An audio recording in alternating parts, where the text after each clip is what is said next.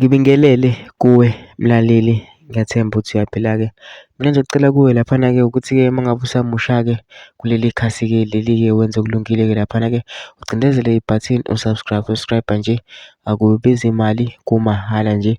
Awukhiphe ngisho nesenti-ke elimnyama-ke leli-ke khona uzokwazi ukuthi-ke uy'thole zonke-ke iy'ndaba esikulethela zona-ke kulo-ke leli khasi-ke leli-ke kusukela manje. So ongakwenza nje lapho usicindezele ibhathini usubscribe njengamanje-ke udaba engilethele lona namhlanje lithi-ke ngeke ukholwe-ke laphana-ke okushiwo umlungu noJacob Zuma-ke ngenkathi-ke ebona ogogo-ke bedansa laphana ngenkathi beyoseka uJacob Zuma ecaleni lakhe ne-IEC laphana-ke kucala kade lenzeka nje ey'nsukwini ezidlule-ke. Umlungu bese ebona-ke leyo video ogogo-ke bedansa kwase kwakhona akukhulumayo naye-ke ebeka umbono wakhe-ke. Kodwa-ke mina angifuni ukuthi uzwa ngami-ke, ngizodlalela-ke ividiyo-ke yalo mlungu uzizwele wena. Ngisacela kuwe laphana ukuthi-ke masuyizwile-ke le video lena-ke ungene ema-comment section ufike ubhale ukuthi ucabanga ngani-ke ngalo-ke lolu daba-ke lolu-ke masicindza nebhathini usubscribe nje, akubizi imali, kumahhala nje. Okay, usho nesenti nje elimnyama-ke leli-ke. Nayo-ke le video-ke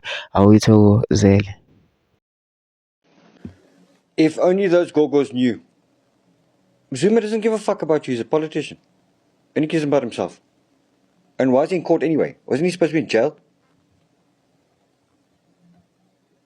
Mass hysteria. You know, people in masses. Sad. Ish, gogo.